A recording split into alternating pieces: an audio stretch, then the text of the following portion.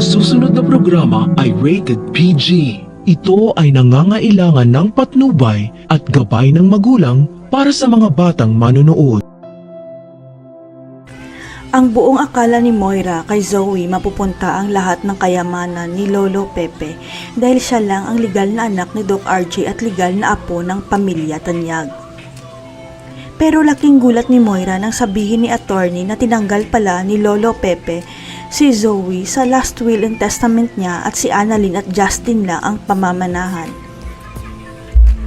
Pero may pag-asa pa si Moira at Zoe dahil hindi pa final ang revised last will and testament ni Lolo Pepe hanggat hindi niya ito napepermahan kaya may mamanahin pa rin si Zoe. Ang ipinagtataka lang ni Giselle kung bakit tinanggal sa last will si Zoe in a last minute ng papa nila sa araw pa mismo na nawala siya kaya hindi matahimik ang isipan ni Giselle. Mas lalong lumakas ang kutob ni Giselle na may ginawa si Zoe kay Lolo Pepe kaya tinanggalan siya ng mana na kinontra naman ni Doc RJ dahil kampi siya kay Zoe.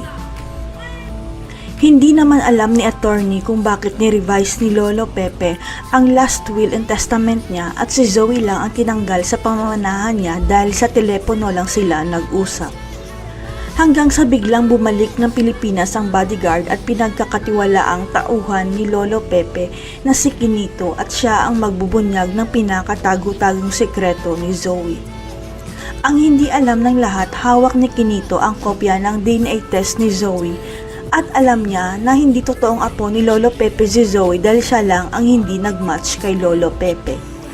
Kaya sa pagbabalik ni Quinito sa Pilipinas, siya ang pinakasusi para tuluyan ng matanggalan ng mana si Zoe dahil hindi naman siya totoong kadugo ng pamilya Tanyag. Kaya kahit hindi mapermahan ni Lolo Pepe ang revised last will and testament, walang may makukuhang mana si Zoe dahil matibay na ebidensya ang negative DNA test ni Zoe. Kaya sa pagkadating ni Quinito sa bansa, kaagad siyang pumunta kay attorney at kay Giselle para ibigay ang DNA test result ni Zoe na hindi siya totoong Tanyag.